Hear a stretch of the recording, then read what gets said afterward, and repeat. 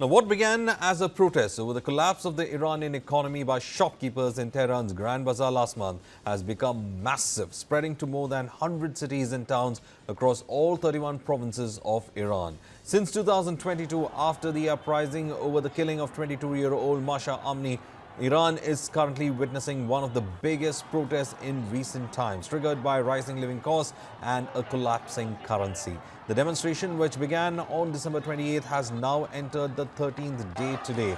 And amid the widespread outrage, a nationwide internet blackout was reported on Thursday as authorities stepped up digital restrictions.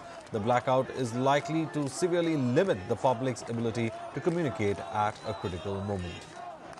Meanwhile, protesters were earlier heard calling for the overthrow of Iran's Supreme Leader Ayatollah Ali Khamenei and the return of Reza Pahlavi, the exiled son of the late Shah, who was toppled in the 1979 Islamic Revolution. Reza Pahlavi urged his supporters to take to the streets. Taking to X, he wrote, and I quote, "Great nation of Iran and eyes of the world are upon you. Take to the streets and as a united front shout your demands.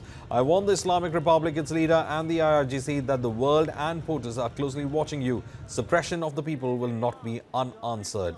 Reza Pahlavi also said that he condemned the Iranian government for cutting all lines of communication, including shutting down the internet and even attempting to jam satellite signals. He called on all the European leaders to follow the lead of President Donald Trump in supporting the people of Iran and holding the regime to account. The current protests, the biggest wave of dissent in 3 years, began last month in Tehran's Grand Bazaar, with shopkeepers condemning the trial of the currency, especially the fall of rial in the world currency market.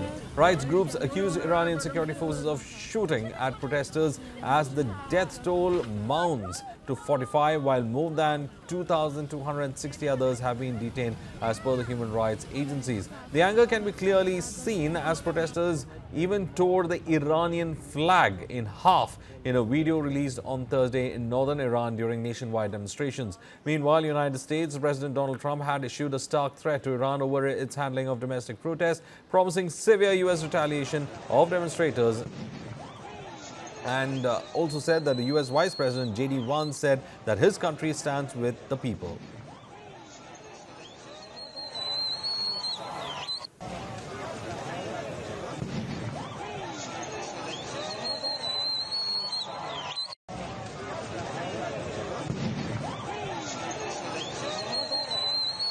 Well, look, we certainly stand by anybody who's engaged in peaceful protest, anybody who's trying to exert their rights for free association and to have their voices heard. Obviously, the Iranian regime has a lot of problems. And as the President of the United States has said, the smartest thing for them to have done, it was true 2 months ago, it's true today, is for them to actually have a real negotiation with the United States about what we need to see when it comes to their nuclear program. I'll let the President speak to what we're going to do in the future, but we certainly stand with anybody across the world, including the Iranian people who are advocating for their rights. Meanwhile, the Iranian Foreign Ministry and military have lashed out over Trump's comments, with Iran's army chief threatening to carry out preemptive strikes on states that threaten Iran. Authorities say that while the right to protest was legitimate, rioters and foreign-backed saboteurs had hijacked the protests. Everyday life has become increasingly unaffordable for Iranians. The average price of food has increased by more than 70% since last year, and medicine about 50% in the same time period. The current unrest marks the fourth major wave of anti-regime protests since 2017, driven by corruption, economic mismanagement, and strict social controls.